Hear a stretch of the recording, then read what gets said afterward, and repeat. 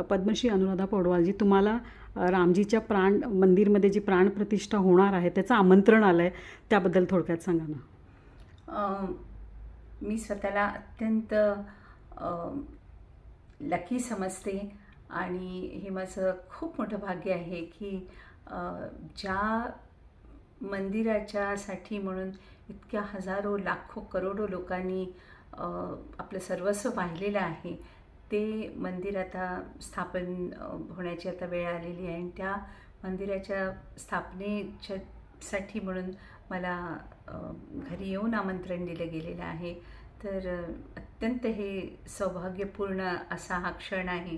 आणि विशेष रूपाने ज्या तऱ्हेने त्यांनी इन्व्हिटेशन दिलेलं आहे, त्याच्याबरोबर तिथून अयोध्येहून आलेल्या अक्षता आहेत, तर हे आपल्याला फार स्पेशल वाटतं की विशेष वाटतं.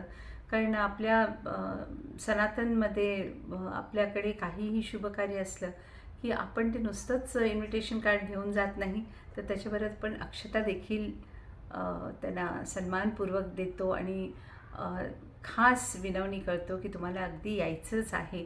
तर हे जे प्रेम दाखवलेलं आहे, तर हे अतिशय इमोशनल गोष्ट आहे. आणि मला असं वाटतं की मी I am very very lucky आणि खरंच देवाची खूप मोठी कृपा आहे. पहिल्यांदा जेव्हा इन्व्हिटेशन कार्ड हातात आलं अक्षतासह, काय पहिली मनात भावना आली?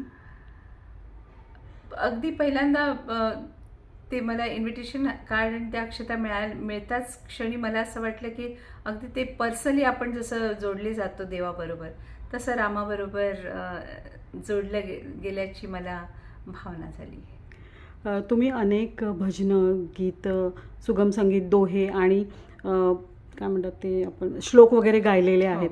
तर रामजींसाठी कुठला एखादा गाणं म्हणा किंवा दोहा किंवा एखादी गीत तुम्हाला असं पटकन मनात येतं? रघुपति रीत सदा चली आई,